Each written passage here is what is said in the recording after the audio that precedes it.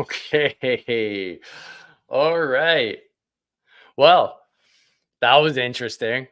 Uh, so kick back up the live stream. So folks, that took a little bit longer than expected, but hey, this is the nature of the beast doing lives.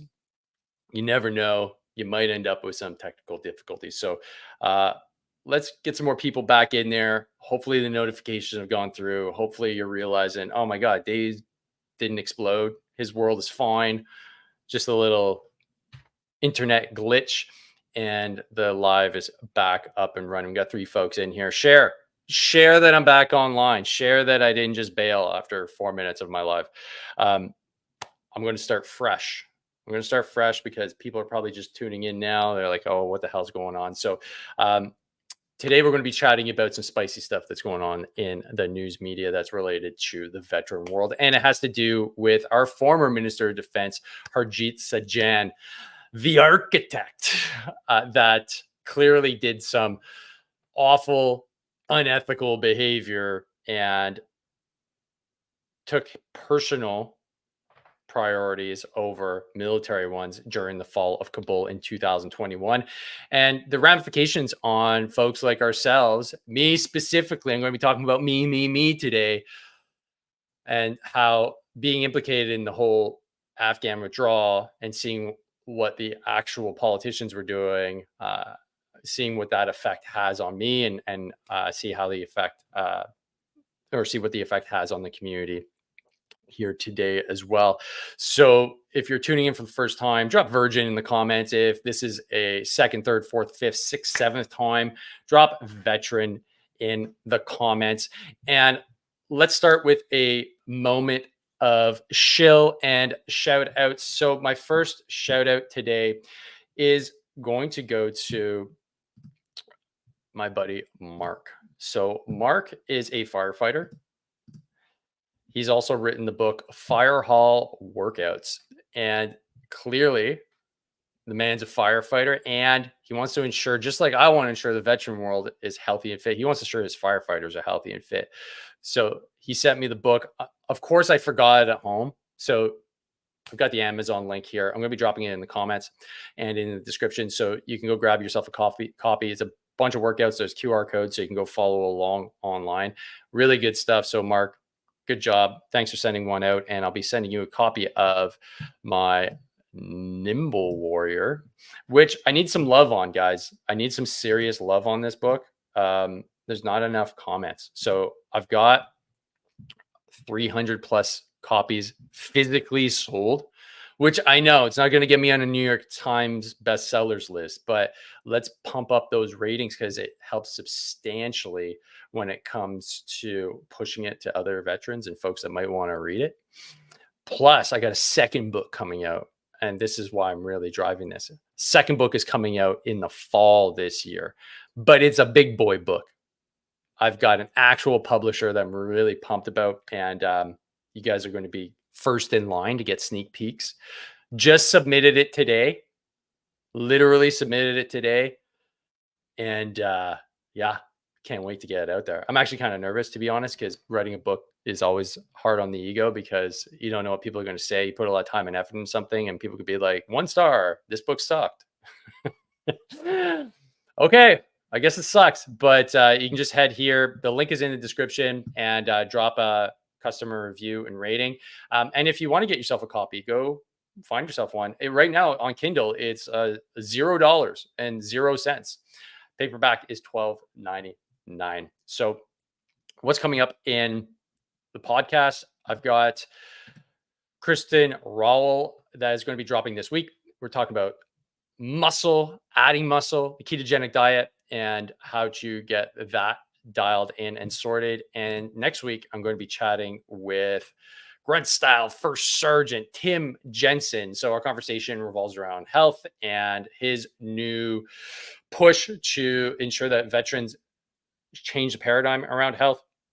And we look at things like mental health from a different lens. And we also look at things like psychedelics and toxic exposure and how that is affecting the veteran population, because it's affecting the American veteran population. And I'm pretty sure Canadian veterans and American veterans are of the same human species and experience the exact same war. So if they're experiencing some health related issues, we're probably experiencing the same ones here, but we're just not tracking it. So we don't know that it's a thing. So stay tuned. It's going to be a great conversation. So without further ado, let's get into the nitty gritty of what's been going on politically. And I want to highlight an article with the Globe and Mail here that's written by my buddy Kevin Newman. Kevin Newman is probably one of Canada's best investigative journalists and has been doing it for a really long time.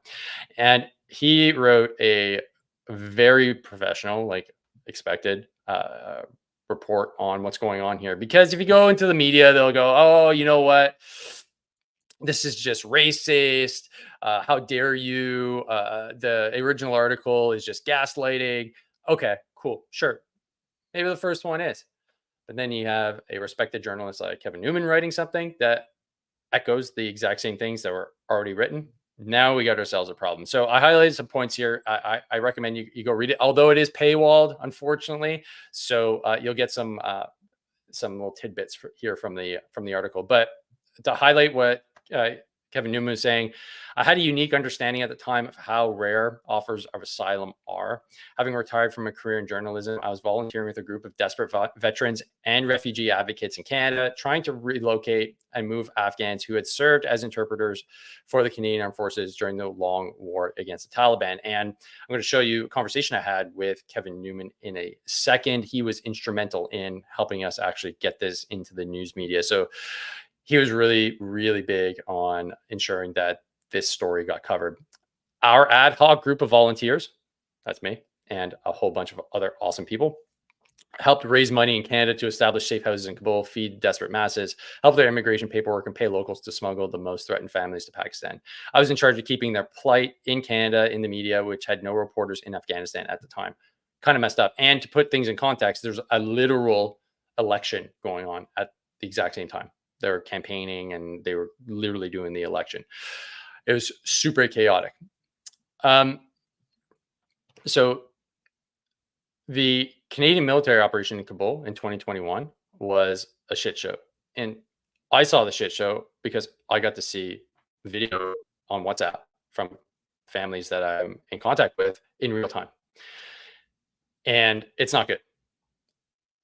Military got their orders. CANSOF got their orders. Okay, we're going to go save literal Canadian citizens and a list of interpreters and their families that have been vetted, which we had a part in. As Kevin Newman says, to our frustration, repeated attempts to connect with Canadian military operations in Kabul to offer logistical support and share the status of our approved Afghan asylum seekers were rebuffed. We were provided a liaison officer in Ottawa who would take our information but offered little in return.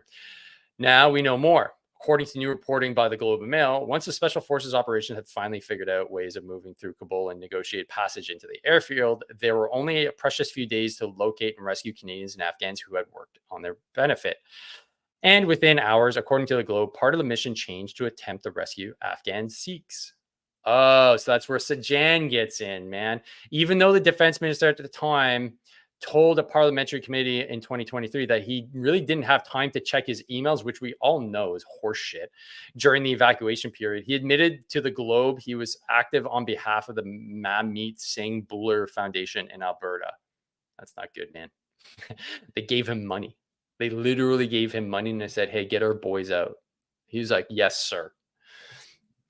I relayed, this is a quote from Sajjan, I relayed whatever information the foundation provided about the location and status of the Sikhs to the chain of command for it to use as it saw fit in line with its operational plan on the ground in Afghanistan, Mr. Sajjan explained. I did not direct the CAF to undertake a rescue mission at Gurdwara or anywhere else.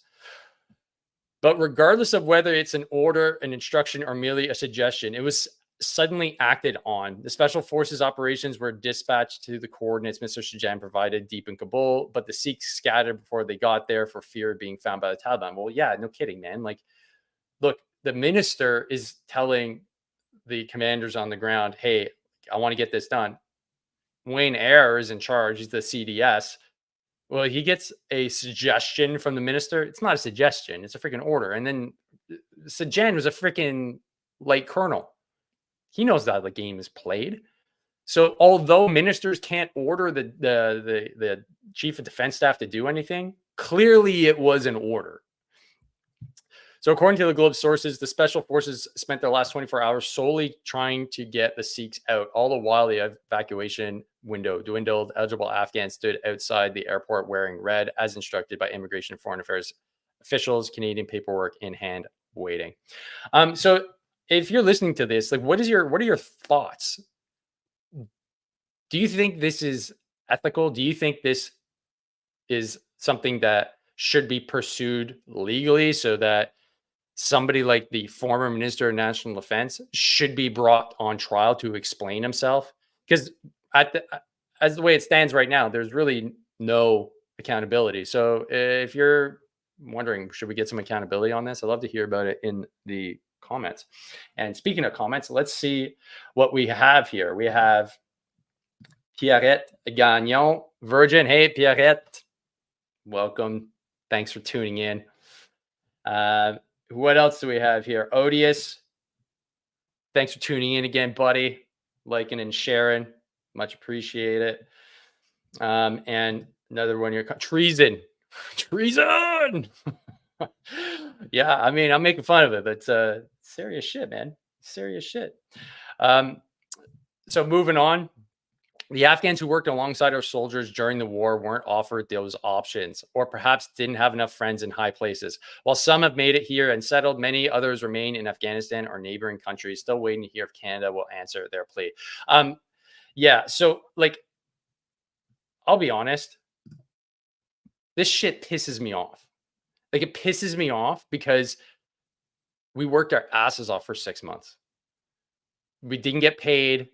It was all volunteer. The amount of volunteers that we had on this was incredible. We had former, we retired generals.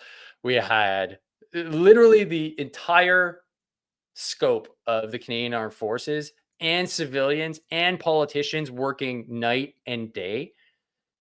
And then you have the ding dong at the very top putting a stick in our wheels. We knew something was up, but we couldn't possibly know that this was what was up. And this is just, even 3 years down the road, this is infuriating. I'm getting calls from Afghanistan, from Afghans, from my interpreter, begging for help. I still get emails begging for help. And I'll put another twist to this, and I'm sure this is going to come out in the wash too. We were saying that some of these Afghans are Canadian citizens. They're right. Some of these Afghans were literally granted Canadian citizenship, and I have the documents on the ground. These were golden tickets that were handed out. Who the hell authorized golden tickets saying that you are a Canadian citizen? This is your letter to prove it, signed, sealed, and delivered by the Canadian government and the IRCC. If anybody can explain me that, I'd love to hear, because I couldn't believe it when I saw it either. So think about that for a minute. You are a Canadian citizen, you are in Afghanistan, and your government says, not gonna help you out. We're gonna help out these 250 randos that have no affiliation to us whatsoever, because politics. That's how we treat our allies in Canada. It's disgusting. So moving right along, I did mention that I was going to bring up the conversation I had with Kevin Newman, and I'll do that right now. So this is it right here. The conversation I had, obviously, a few years ago. It's crazy. This was in 2021. You can find it on my YouTube channel, and you can also find it on any of my podcast players. So on Apple iTunes or on Spotify. It's a great conversation because Kevin gives a reporter's point of view from this. And it helped us so much get the word out to the Canadian public. So give you a kind of a chronology of what went on with this conversation I had with Kevin Newman. So thanks to Kevin, we got a lot of work done, but there's still more work to be done. So I appreciate that he's still in the fight. Now, we gotta head to the meme world on this, right? What's going on in the meme verse? Well, this is it's probably my favorite. I had to reshare this. JTF2, Canadians Inc. and Harjit just like screw you. What are people saying? Life in prison, brilliant. Yeah, I think this one right here pretty much sums it up. Is this Circulon that posted it? No. Uh, didn't Ukrainian SF end up rescuing a bunch of Canadians or Afghans who had to work for us and who were trying to evac? Yes, that is 100% correct. And they got stuck over there. I don't know if they got sent back to Afghanistan or they got sent to Canada, but yeah, they ended up in one boiling pot of water and dumped right back into another boiling pot of water because the war in Ukraine kicked off pretty much right after. Yeah, unreal. The dudes on the ground are culpable. They followed unethical orders, par for the course. He architected dishonor. Hey, Canadian Dave. And that's not me, by the way. If you guys were intimately tuned into this story, there was a guy on the ground, Dave, who literally worked there. He lived in Kabul. And he was giving us real-time intel on the ground. And what he did was incredible. I'll just put it this way. The stories that can come out of this, if we were American, we would have movies. We would have full feature-length, insane movies because the stories are ridiculous. Canadian Dave's story is one of them. So not me, but another Canadian Dave. There's another article that I won't get into too much detail on, but I mean, this is from the Hub, from Richard Shmoka or Shmuka, not quite sure how to pronounce his name. Canada's shameful betrayal of our Afghan partners goes beyond Sajjan's specific actions. And yeah, I mean, like, this is such a bad representation of who we are as Canadians on an international scale that's why it's getting reported on. And for him to have, and I mean Sajjan, to have the audacity to say that this is racism, if he was white, that he wouldn't be getting criticized, is such horseshit. It's such horseshit. And to be a member of the Canadian Armed Forces and to play the victim like that, god damn, man. God damn. And that's why at the end, I'm going to give you some moments of Zen to kind of process this as I'm doing in the moment, right? Because getting fired up is, about things like this that we can't control sucks. So I'll give you some tools at the end, but I'll just read the first few parts of the interview here or the article so that you guys can get an idea of what's going on here. And then you can go check it out on the hub.ca. So last week it came to light through the reporting of Stephen Chase and Robert Fife at the Globe that the then Minister of National Defense, Harjit Sajjan, directed the Canadian Armed Forces to suggest Kansoff to do a side quest, right? That's what his job, side quest. If you like side quests in the comments, if you guys are nerds that used to play D&D back in the day. And just to pick up where I left off, the interpreters and other individuals who directly assisted the Canadian mission were treated before, during, and after the mission, as well as the shambolic nature of how the evacuation effort unfolded, just very poorly, right? And shambolic is a great way to describe a clusterfuck. Okay. Rather than this affair just being a story about a single minister allegedly influencing a poorly planned evacuation of his own partisan interests, the entire episode suggests something more banal and disgraceful about Canada's foreign policy, both before the crisis and in response. Even in the years and months leading up to the fall of Kabul in August 2021, at nearly every turn, the government sought to avoid any responsibility to assist interpreters and others until it became politically untenable to continue that policy. So I'll give you a little bit of context on that.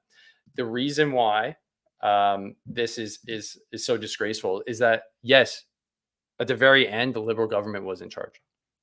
But since I came home in 2011, geez, that's 13 years ago, I've been trying to get my interpreter and his family home to Canada. And I say home because he was dead set on getting everybody out and in Canada. And thankfully, he's here now with his family. The reason why this is important is because as I was trying to figure out a way to get him here, I was contacting lawyers, I was talking to immigration experts. Nobody had an answer, but everybody was trying to get a little money from me. Freaking scammers, right? And I realized something's weird here because I don't see anything, but I know one of my former interpreters made his way over here. So there must have been some program. Where is it? This is under the conservative government. They closed the program really quickly. They said, oh, it's open. It's closed. They let something like 800, 900 Afghans that work for us into the country, and gave them permanent residency. Okay. So eventually, near the end of the Afghan mission where we're going to be pulling out, I finally stumbled across Afghan Canadian Interpreters, which was a Facebook page run by Wendy Long. So shout out to Wendy, who's been who was working diligently for years as just a volunteer with her own little page, helping one or two Afghans at a time, using her own funds, and she was a public servant. She just had no connection to the military whatsoever. So it was thanks to my interpreter that found this, that I linked up with her, and then we started putting together a campaign. That's when we started seeing some movement. And then once I ended up on the CBC, then people started saying, oh shit, okay, wait, this is something that we need to pay attention to. Things are getting real here. What are we going to do? So there was zero policy. There was zero attempt to even acknowledge that we have allies that put their lives on the line and lost their lives in the service of Canada. And I have to emphasize that, in the service of Canada. If you served in Afghanistan, you know damn well, if you had a good interpreter, they saved our asses all the time. They're literally interpreting the battle space. I don't know how to speak Pashto. I know like a few words, like Tataraja, like get the hell out of here, was basically what I know. What am I going to do in a conversation, which is something we had to do every day? How am I going to identify like that? Oh, that guy's not a Pashto. How do you know? Oh, his face. Shit. Okay, I didn't know that. That's what they were doing on the ground, and they were wearing our uniforms and had our flag on our shoulder, and we got to know them really well. I hung out with my interpreters almost every day. They were part of the team. So yeah, get their asses over here, get their families over here. They did a hell of a lot more than the swarms of immigrants that we just let in without any service to Canada whatsoever. That's okay. Yeah, let them in. But oh, well, we can't let in Afghan interpreters. What if they're Taliban?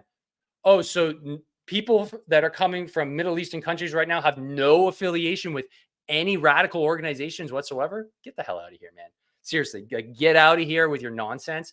We have vetted lists of individuals that we work with, and I will put my name to any list with any one of the guys I work with, and I did, to get their asses over here. And I'm sure a lot of you guys that are listening to did the exact same thing, and it was heartbreaking to see them not even listen to us because they had their own agenda. So moving on. This is me during an interview not too long after the fall. So this is in August 29th, I believe, where I had a conversation with Rosemary Barton on the CBC. So just to give you some context here, I'll play this for you. Let's start with the fellow that you thought about probably instantly as this was happening, your interpreter, Abdul. What's the latest with Abdul? Did he get out? He did, and it's such a great story. And seeing his face when I finally got to talk to him when he landed, actually in the UK. So this whole effort was started essentially for me with him. We've been trying to figure out a way for him to get to Canada for 10 years. Ironically, he ended up in the UK because they had a much better process, plain and simple. And so when he got his visas and he was still wanting to come to Canada, I told him immediately, don't wait for Canada. And gladly, we decided jointly that he should go to the UK because the process in Canada just wasn't moving fast enough. And him and his family are thankfully in a safe place now. That's great news. And had he waited, I don't think he would have got out with the plan that we had in place here in Canada. And what made it so hard to try and get visas from Canada? What was sort of the complicating factor that could have been done better from a paperwork, I guess, perspective? It is the inability for our public service and our ministers to operate outside of very constrictive bureaucracy. Plain and simple. It's callous, it's cold, it doesn't take into account an emergency situation. and never having to deal with large-scale bureaucracy like this on an emergency level. It was a daily frustration and a shocking example of how incompetent they are. It sounds like they got there eventually, right? I mean, at some point they decided, okay, you don't need paperwork, you don't need a passport, you don't need a COVID test. They got there eventually, but I guess not quick enough for your friend Abdul. Can you tell Canadians, I'm not sure everyone understands how critical someone like Abdul was to our mission there, how critical he was to your ability to do your job? Right. The interpreters were our lifeline. They were not only just someone that could literally interpret a language that we had a very hard time understanding, other than a few basic words, but also they were a cultural representative to ensure that we got a better grip of what certain things mean, and they could translate both worlds, both to the Afghans on the ground, but also to us, so that we didn't make faux pas in the shuras that we would have on a regular basis. So they were the critical piece of our mission in Afghanistan, because without them and doing the counterinsurgency warfare that we were doing, there's just no way that we could have done our job. You obviously, Abdul is a good news story. We talked to another interpreter, Miriam, earlier, whose family made it to Kuwait, but there's lots of other people, thousands, according to the minister, who are not out. What are you doing? How concerned are you right now about those people? It's a daily concern, to be honest, especially with the two families that I've essentially got under my wing right now. We're acting as moral support, and that in itself is a win for us against the Taliban, because just to put it in perspective, in the 90s, this wasn't a possibility. So the ability to grant hope to people that typically would have been hopeless is a real big win. However, the fact that we don't have anything set up on the ground, that we're still acting with words, not deeds. What is the plan moving forward from the government? Currently, we're relying on private efforts to try to set back up safe houses and try to set up some sort of means of communication so that we can get our interpreters out in a trickle. But whether that turns out to be fruitful, we still don't know yet. You heard there probably from the minister, if you were listening at the beginning, he said he's meeting with G7 foreign ministers tomorrow, that there's a conversation around phase 2 of this, which is negotiating with the Taliban to still let people who want to leave. Do you think that can be done? Are you hopeful? To be honest, no. I don't see Canada as having the ability to enact that kind of influence on a government that likely won't even grant us an audience. So therefore, it comes down to, what is our actual foreign policy on this? It seems like now we're grasping at straws and trying to come up with new plans when in fact we don't have a strategy. And that's the troubling part. Are we going to start arming people like you mentioned before? Are we going to start providing aid? Is this really part of our long-term strategy? Nobody knows. So therefore, right now, I've lost faith in Canada's ability to actually execute on things. And therefore, that's why we're doing so much work here on the private side of things, because we're filling a gap that Canada just can't fill. Dave, I'm sure this has been, hard for you to watch and live through too. So I'm thinking of you as you do that, and all your fellow vets who are caring about what's happening on the ground in a country you were in for so long. Thanks so much for talking to us this morning. Really appreciate it. Thanks for having me.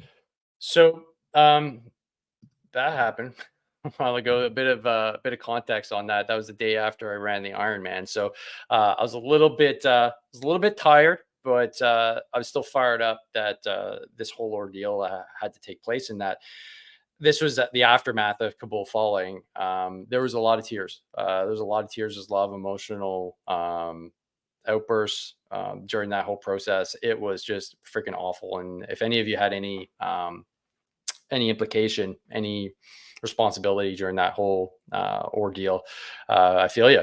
And we were scattered across Canada, and we basically had nobody to talk to afterwards. So it's still something that hurts. And just a comment on Odious Patton's comment here. COVID test. Yes. So believe it or not, in order to get on the plane out of Afghanistan to get on the Globemaster, you had to have a valid COVID test in Afghanistan. Let me say that again. You had to have a valid COVID test in one of the poorest countries in the world before you got on to. Yeah. that was the world we lived in. So they're like, it's okay. We'll let you get on without the COVID test. Oh, thank you. Thank you, sir. That's what we're really worried about. We're worried about COVID-19, not the being lit on fire, getting beheaded, and having our family raped in front of us. That's not what we're worried about. We're worried about COVID tests. And that was a big part of my life 3 years ago. So shifting gears here, I want to talk about what's going on in veteran land a little bit more. And I like showing the newsletter here from Blake Richards, who's the shadow minister, which is the individual that is the analog on the opposition side of the aisle to the actual minister. So he's got a pretty good newsletter. And I don't quite know how I signed up to it. I think you could just go to blakerichards.com, maybe. I don't know. Type in his name, see if you can find it. It's published every few weeks. And he just goes over some of the things that are going on in the conservative world with respect to veterans, but it's good for a little bit of alpha. So I just highlighted this one thing here. There's a veterans employment strategy that the Liberals came up with that clearly isn't working because there's no teeth to it. But veterans employment strategy, and it's plain to see that it isn't a strategy at all. It's just a press release. It won't create jobs or opportunities for veterans. As Royal Canadian Legion indicated following the federal budget, immediate action is needed as more veterans are suffering now more than ever before. This national strategy does not offer anything in terms of concrete action. And I went over this on another live as well, that there wasn't even a page dedicated to veterans issues in the budget. And it was a massive budget document. So they don't care. They don't really give two shits. And they gave $1 billion back. So they don't care. And I will add one thing in terms of employment on my end, really trying to push the entrepreneur side of things to have another avenue of approach. Because right now it's been like banging my head against a wall for the last 2 years with the rehabilitation program, because they're like, well, we need to rehabilitate and become a radio announcer. I'm like, I'm not going to become a radio announcer for the CBC. What are you talking about? But they're so railroaded into one track thinking that that's what their employment strategy is probably looking like, but they're not taking into account all the new things that could potentially be beneficial. And this part here, despite this, the backlog he's talking about, the department continues to live up to the reputation of delay, deny, die as veterans suffer. Yeah, man. I mean, but here's the thing. Are you going to do any better, Blake? Like, honestly, I have not seen really a stellar conservative performance in the past. The Liberals are just status quo. You know, things don't change. The bureaucracy stays the same. Yeah, the minister might change, but so what? It's taking concrete action that I care about, not press releases and new programs.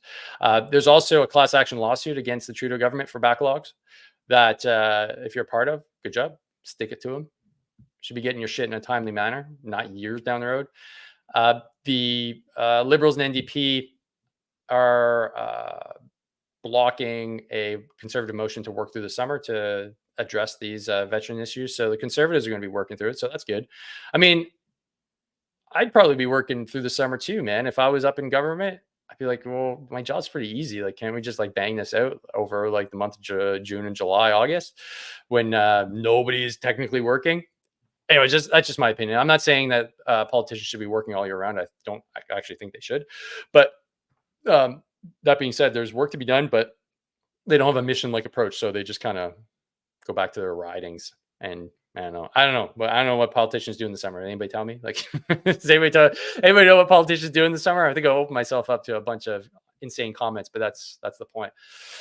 And then veteran spotlight, Charles Davis. Hey, shout out to Charles. With his recent 80th birthday, of D-Day, we wanted to take a chance to recognize the service of Charles Davis, a longtime veterans advocate and veteran of the Second World War, including the Normandy campaign. Whew. Holy shit. That's awesome, Charles. We don't have many left, so I'm glad they're highlighting him. He enlisted in the Army at 18 years old with the 69th Light Anti-Aircraft Battery out of Brantford, Ontario, and landed in Juno Beach, D+4. Served in Britain, France, Belgium, Holland, Germany. Served from May 20th, 41 to December 6th, 46. So it's going out to you, Charles Davis. Well done, sir. Well done. Thanks for your service. And obviously, I'd be remiss if I didn't mention our new CDS. Well, I'm not in the forces, but you know what I'm saying. Lieutenant General Jenny Carignan. All right. I'll let the comments take care of that. Let's see what Twitter is saying about it. Is this the one who left her soldiers in the Middle East by helicopter in between rocket attacks? Allegedly. Why do you have to point out gender as being the most important qualification? Like that. Looks like an insult. You ruin the army until it's useless, then appoint a woman. That's the message here, Justin. Yeah, I've been saying that too. Like, I don't know how long she'll last in the position, because when the government changes, which inevitably it will, are you really going to keep her in there? Because her track record allegedly is pretty bad. Just saying. Just saying. If she can turn it around, awesome. But if not, it's not looking good. So just setting them up to fail, right? It's like, yay, let's get women in there. Yeah, but are they going to like not be qualified to do this job? Man or a woman, if you set somebody up to fail. I think this is what we typically do in Canada, where we promote people out of positions. That's my feeling. But hey, man, what do I know? What do I know? If anybody had any experience with that little mission in Iraq, where some interesting behavior from the general allegedly happened, please drop it in the comments. That would be great. And then in terms of what the meme world has right now, this is Corporal News Network. Is this seriously? Is this a sticker you're actually selling? Because this is hilarious. Iraqi evacuating. She's on a magic carpet. Oh man, you guys kill me. You guys absolutely kill me. Noise. On me, honey. Man, I'm not clever like this. I love this. I love the old school internet stuff where you can just roast somebody. I want to get this. Where do I get it? Corporal News Network. Okay, guys, it's $22. It's $22. I'll drop the comment here. Corporal News Network, you're welcome. You're one of my favorite meme pages, so sending you a shout out here in the comments. Get that there. Boom.